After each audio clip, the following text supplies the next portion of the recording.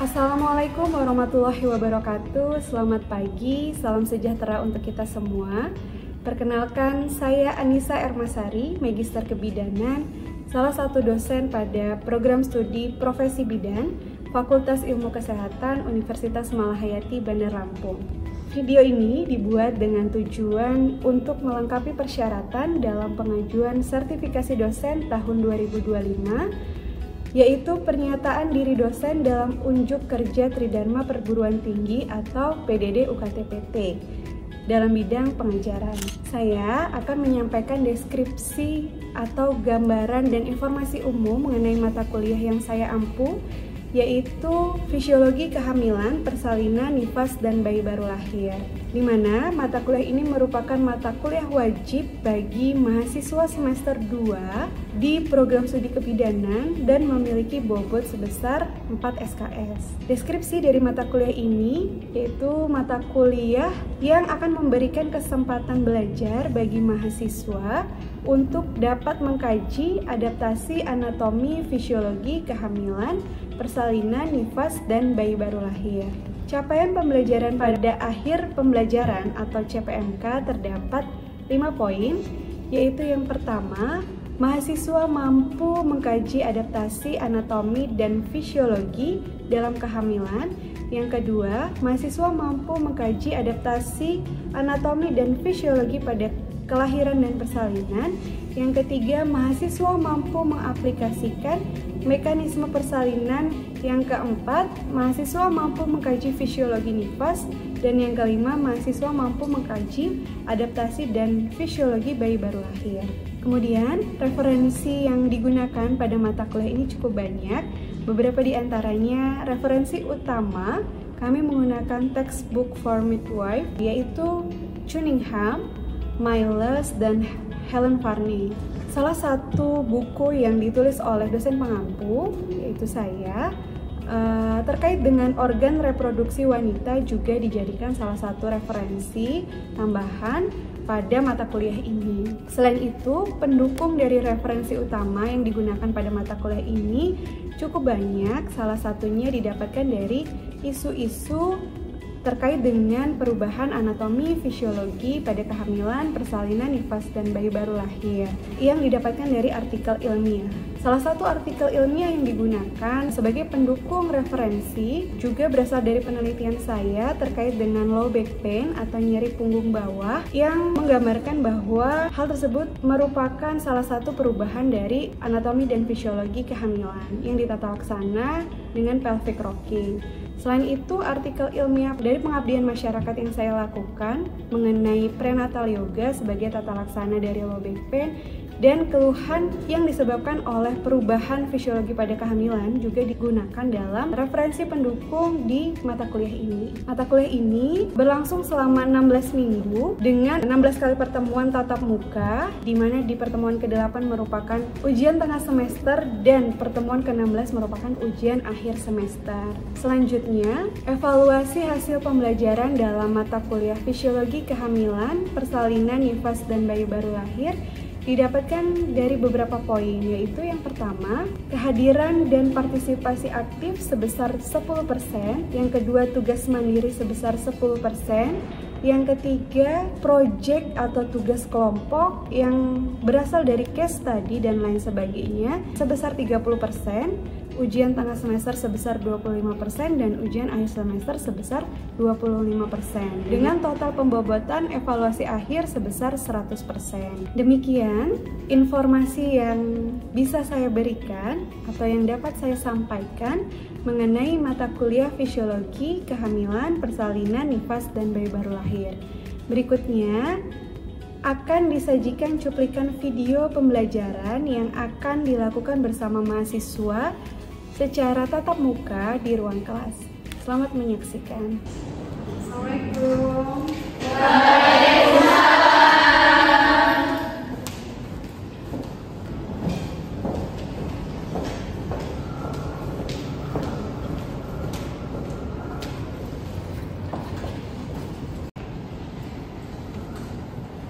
Oke, baik. Assalamualaikum warahmatullahi wabarakatuh. Selamat pagi. Waalaikumsalam warahmatullahi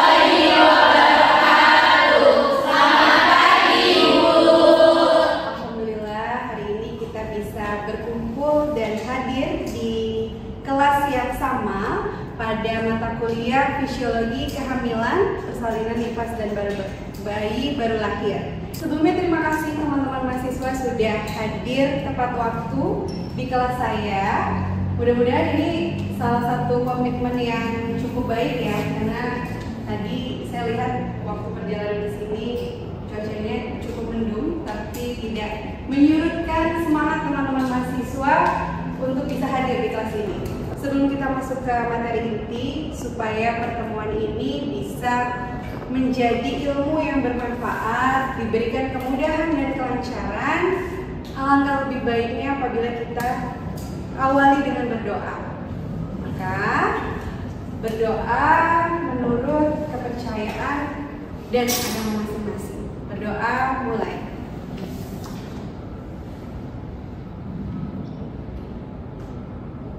Selesai. Oke. Ada yang masuk hari ini? Tidak ada yang nggak hadir?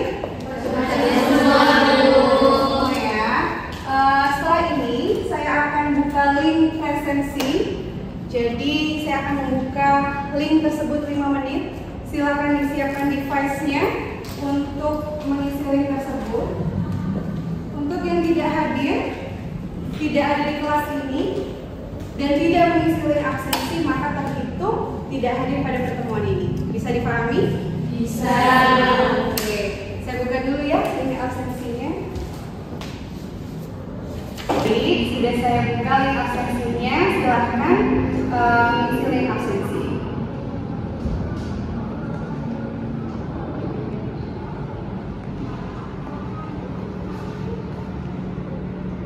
Baik, tadi sudah mengisi link absensi, saya lihat tidak terhadir. Semuanya hadir pada hari ini. Mudah-mudahan komitmen ini, semangat ini bisa sampai akhir kuliah ini ya. Seperti pertemuan yang lalu saya sudah sampaikan bahwa hari ini atau pertemuan ini kita akan membahas tentang adaptasi fisiologi pada sistem usus dalam kehamilan. Sebelum itu, hari ini kita punya 3 tujuan pembelajaran. Yang pertama, setelah menyelesaikan perkuliahan hari ini, mahasiswa harapannya sudah mengetahui dan memahami apa itu perubahan fisiologi, anatomi dan fisiologi dari sistem muskuloskeletal. Kemudian yang kedua, mahasiswa juga memahami apa dampak dari perubahan muskuloskeletal dalam kehamilan. Dan yang terakhir, nanti setelah belajar, mahasiswa juga harapannya bisa mengidentifikasi intervensi yang diberikan untuk menanggulangi dampak dari perubahan sistem muskuloskeletal.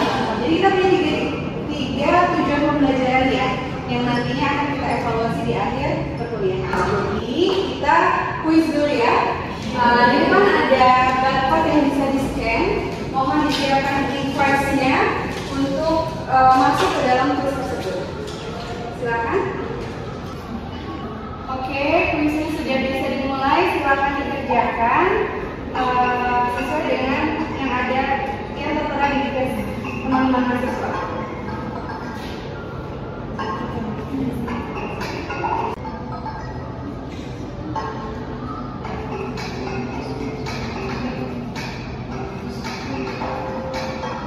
Sistem muskuloskeletal.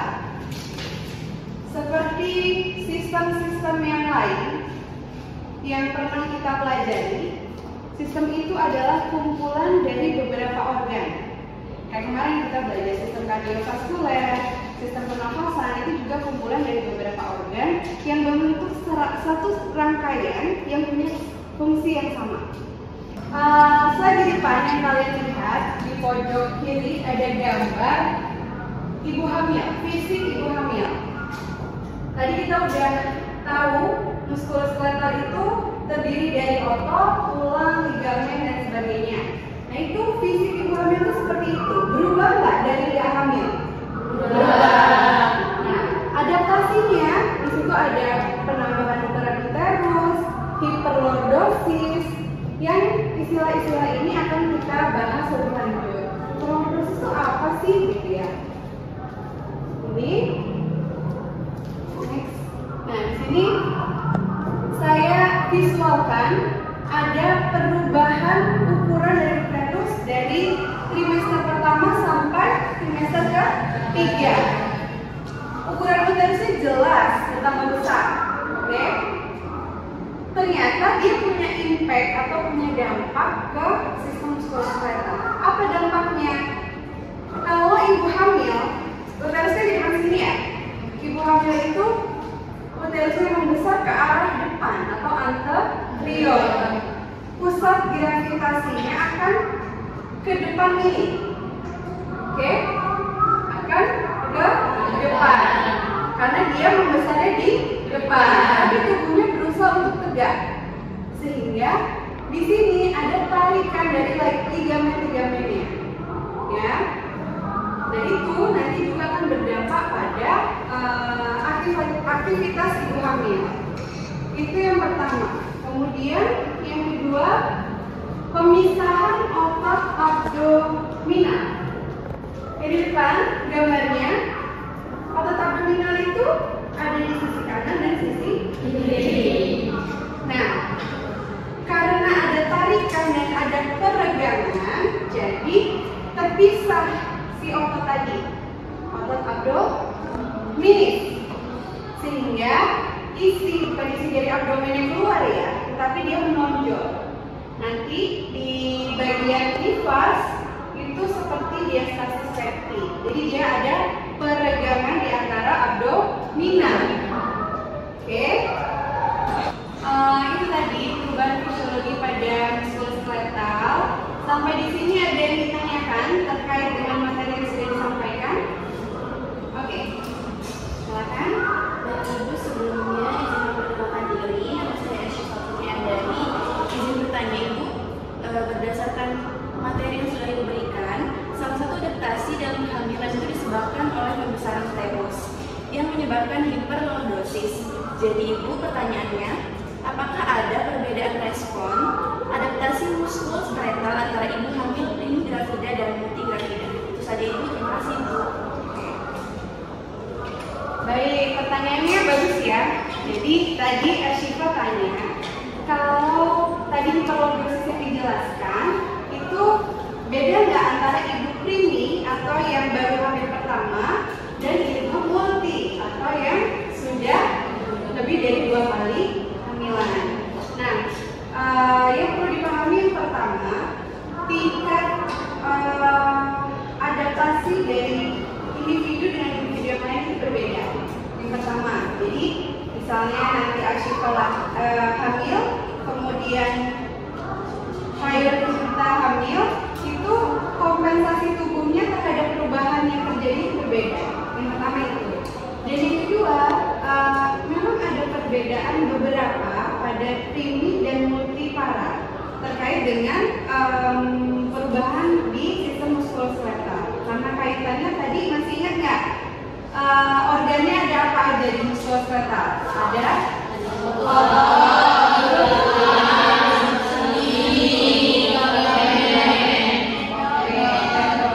nah, ligamen, otot, sendi, tendon itu ketika sudah pernah hamil, dia kan sudah pernah meregang. Ya, tadi sudah dijelaskan. Meregangnya dari mana? Dari uterus yang membesar. Jadi ketika sudah pernah meregang, elastisitasnya juga ikut menurun. Sehingga di kehamilan berikutnya, ketika dia terjadi perubahan fisiologi lagi, itu tonus ototnya sudah menurun. Jadi itu yang menjadi perbedaan. Dan dia akan memperburuk keluhannya, ketidaknyamanannya. Itu di multigravida. Itu tadi materi yang terkait dengan tujuan pembelajaran pertama, yaitu mengetahui dulu mahasiswa ini terkait dengan yang berubah apa aja sih di anatomi dan fisiologi sistem muskuloskeletal. Nah, sekarang saya minta kalian baca pernyataan di slide, baca baik-baik. Perubahan postur tubuh selama kehamilan adalah bentuk adaptasi normal sehingga tidak berdampak bagi kehamilan. True itu benar, false itu salah. Saya minta kalian tuliskan di buku catatan atau note atau kertas, kalian memilih jawaban true atau false. Oke, kan tadi sudah memilih true atau false. Oke, yang memilih true silakan di sayap sebelah kiri dan false sebelah kanan. Silakan. Terakhir kita sudah memilih pernyataan ini true or false. Benar? Jadi pernyataan pertama, perubahan postur tubuh selama kehamilan adalah bentuk adaptasi normal sehingga tidak berdampak bagi kehamilan. Kelompok 1 menjawab true atau benar. Kira-kira alasannya kenapa? Kelompok 1 ada yang bisa menjawab? Oke.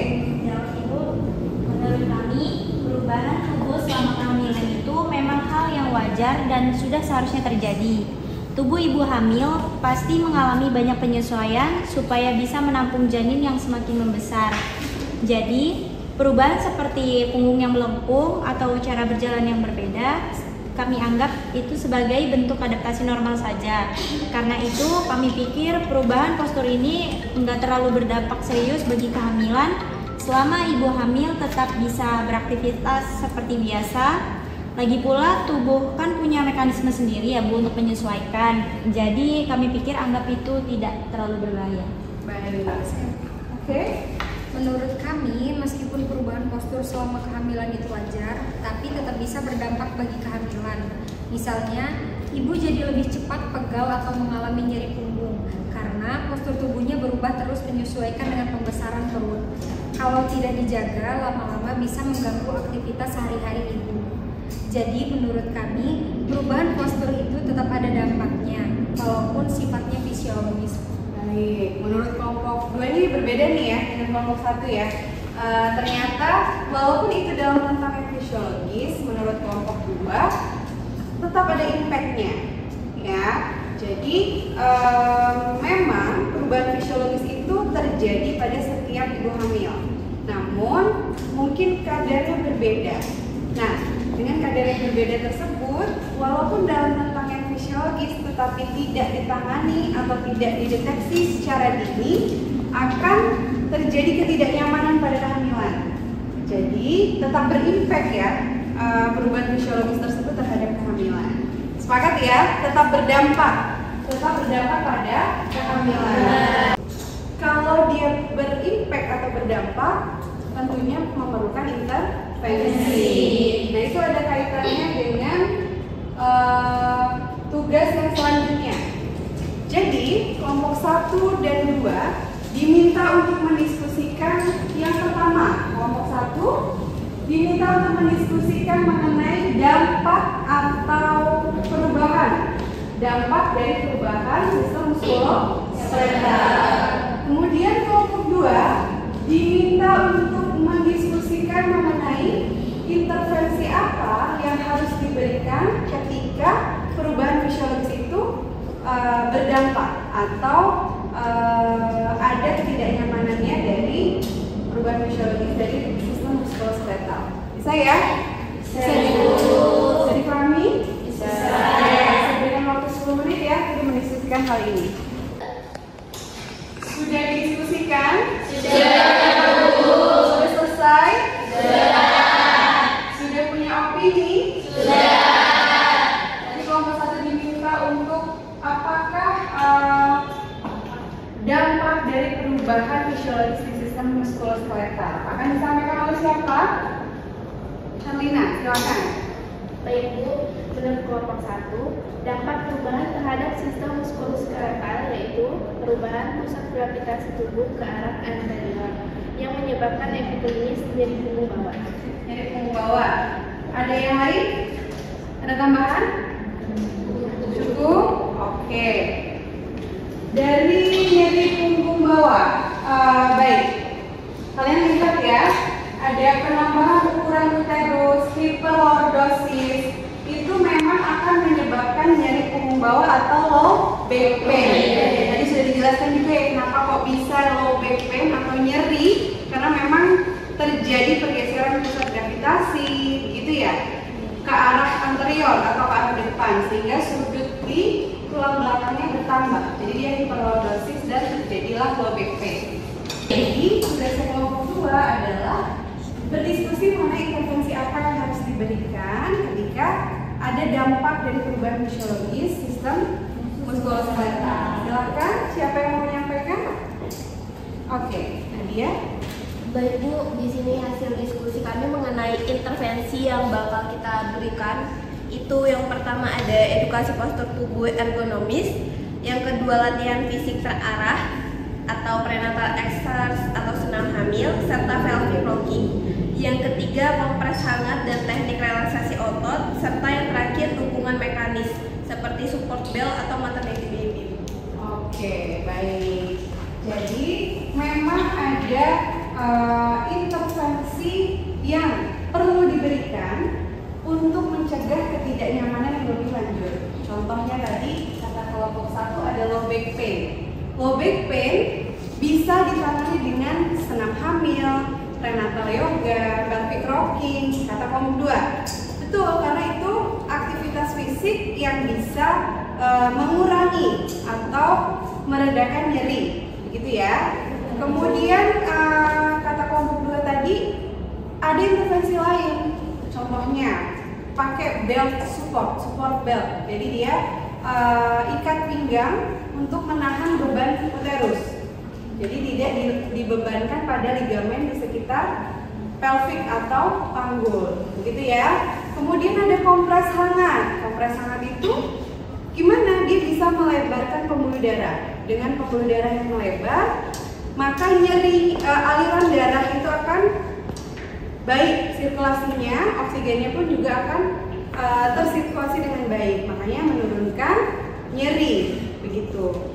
Nah, di sini ada hasil penelitian saya mengenai pelvic rocking. Jadi, saya meneliti pelvic rocking ini bisa nggak mengatasi low back pain pada kehamilan. Hasilnya efektif mengatasi nyeri low back pain atau nyeri low back pain pada kehamilan. Ini sudah saya publish ya. Jadi sudah akurat bahwa pelvic rocking itu efektif. Pelvic rocking itu gimana sih? Dia duduk di atas cimbol. Pelvic itu adalah panggul. Rocking itu bergoyang. Jadi digoyangkan panggulnya kanan kiri, depan belakang dan memutar. Nah, untuk memudahkan ibu hamil, makanya menggunakan cimbol, gitu ya.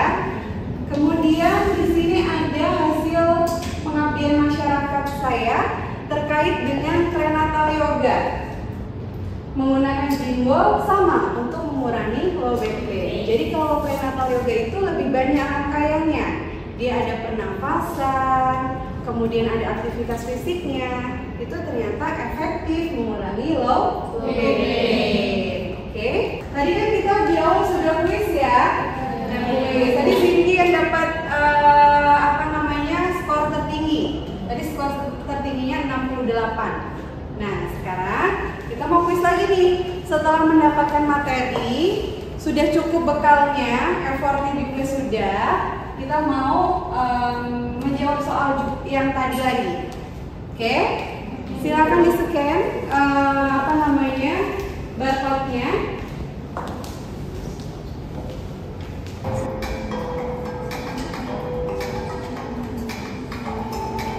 Oke, nilai tertinggi 100, tepuk tangan.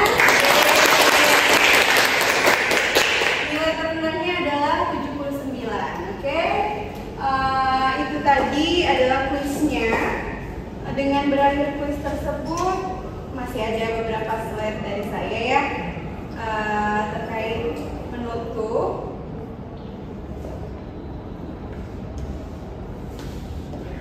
Nggak mungkin kita bisa simpulkan dari pertemuan hari ini.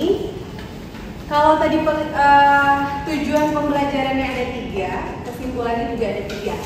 Jadi kesimpulan yang pertama, selama kehamilan memang terjadi adaptasi dari anatomi dan fisiologi pada sistem muskuloskeletal. Nah, ini merupakan respon terhadap perubahan hormon, peningkatan berat badan yang tadi kita sudah paparkan ya. Kemudian ternyata perubahan tersebut juga akan berdampak. Nah, dampaknya itu bisa ada ketidaknyamanan. Tadi sudah disebutkan ada low back pain, kemudian ada gangguan postur, ketidakstabilan sendi, keterbatasan aktivitas fisik, tadi ada diastasis recti ya. Kemudian juga ketika ini ada gangguan, maka ada intervensi yang perlu diberikan. Jadi kesimpulannya, walaupun ini adalah perubahan fisiologis yang dalam rentang yang normal, tetapi butuh intervensi untuk tidak memperberat keluhan atau tidak memperberat ketidaknyamanan bagi ibu hamil. Oke, ini akhir dari perkuliahan kita. Mungkin dari teman-teman mahasiswa ada yang bisa merefleksikan dari pertemuan ini apa yang didapatkan. Ada yang bisa? Oke, silakan berdiri boleh.